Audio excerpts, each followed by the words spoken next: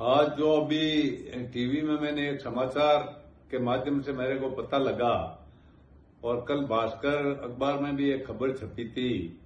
राजस्थान के पूर्व मुख्यमंत्री अशोक गहलोत जी ने एक बयान दिया है कि जो ये नेता कांग्रेस छोड़कर गए हैं उन पर उन्होंने जो बात कही है कि निकम्मे, नकारा, गद्दार और ये कोई किसी काम के नेता नहीं थे। माननीय गहलोत साहब, मैं आपसे पूछना चाहता हूं कि पहले तो 3 बार सुनना पड़ता है कि आपने कहा क्या है, जब समझ में आती है बात पूरी। और आपने जो ये बातें कही है कि सत्ता का सुख भोगने वाले, किसने सत्ता का सुख भोगा है 5 साल? हमारे तो बिल्कुल काम ही नहीं होते थे। हमने हमारा मान सम्मान बचाने के लिए कांग्रेस पार्टी को छोड़ी है और आपकी वजह से छोड़ी है। इस सब के कारण आप ही हो। और जिन्होंने सत्ता का सुख भोगा है, आपके पॉलिटिकल पापा, आप जिसके बनके नागौर में जिसको आपने काम किए जिनके, वो आज भी आपके पिट्टू बने बैठे हैं और उनका ही काम आपने किया और उनको नागौर में आपने आगे बढ़ाया।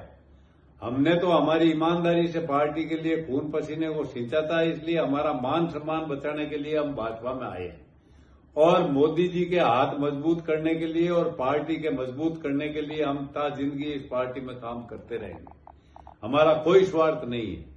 अब आप बोलते हैं कि ये नेता किसी काम के नहीं। आप 4 तारीख पहले ये बयानबाजी कर लो, फिर आपको मौका नहीं मिलेगा, क्योंकि आपकी परफॉर्मेंस का पता जालौर में चलने वाला है। क्या आपकी परफॉर्मेंस कैसी है, राजस्थान में कैसी, पहले तो आपको जालौर में ही पता चल जाएगा आपकी परफॉर्मेंस का। और आपने जो बातें हमारे लिए कही है, कांग्रेस छोड़कर वो गए, वो निकम्मे, वो आप कांग्रेस के लोकप्रिय नेताओं के लिए भी कह चुके हैं।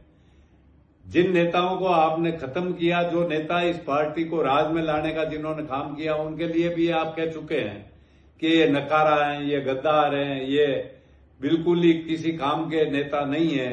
तो आप तो अपनी जमीर बेचकर आपने जो 5 साल एक टांग पे खड़े होकर सरकार चलाई, उसका आप क्या जवाब देने वाले हो लोगों को?